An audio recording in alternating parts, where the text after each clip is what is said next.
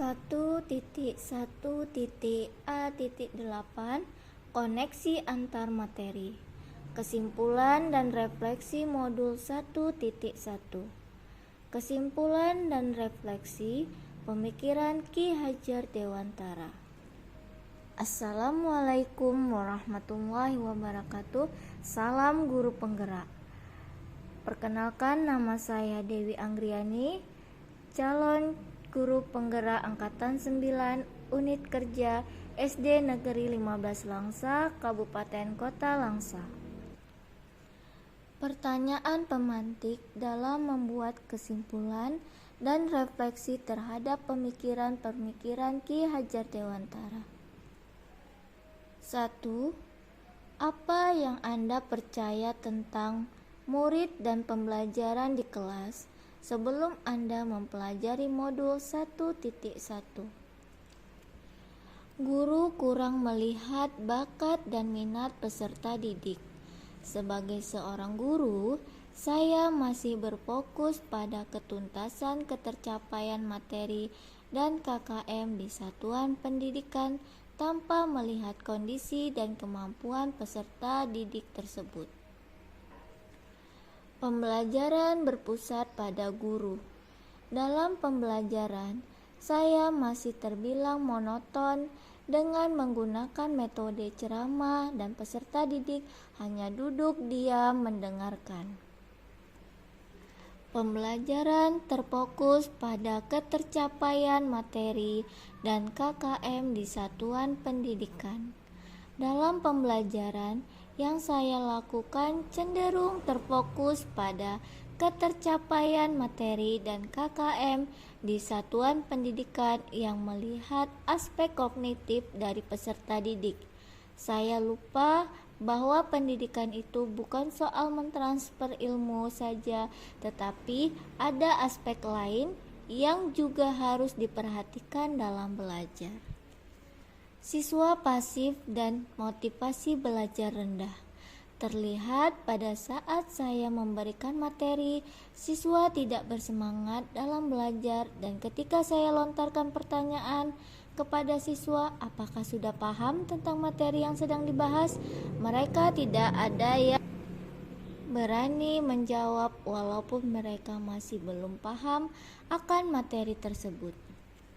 Suasana belajar yang tertib, nyaman, dan kondusif, serta peserta didik yang memahami materi yang menjadi fokus utama guru. 2. Apa yang berubah dari pemikiran atau perilaku Anda setelah mempelajari modul ini? Berubah dari pikiran. Guru bukan satu-satunya sumber belajar. Apapun yang ada di sekitar kita bisa digunakan sebagai sumber belajar anak. Anak bebas memilih sumber apa saja dan dari mana saja yang akan mereka gunakan.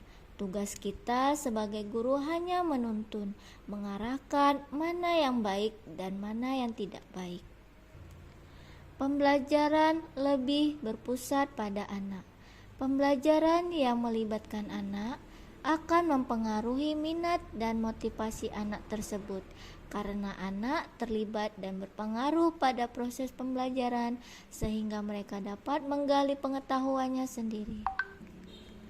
Saya dapat menghargai karakteristik belajar anak.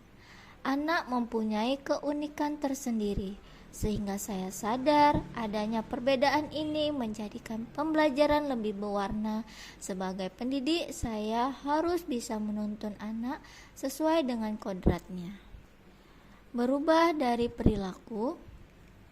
Menciptakan pembelajaran secara menarik agar motivasi belajar siswa meningkat, seperti mengaitkan pembelajaran dengan lagu yang sesuai dengan materi agar siswa lebih bersemangat dan senang pada saat pembelajaran berlangsung.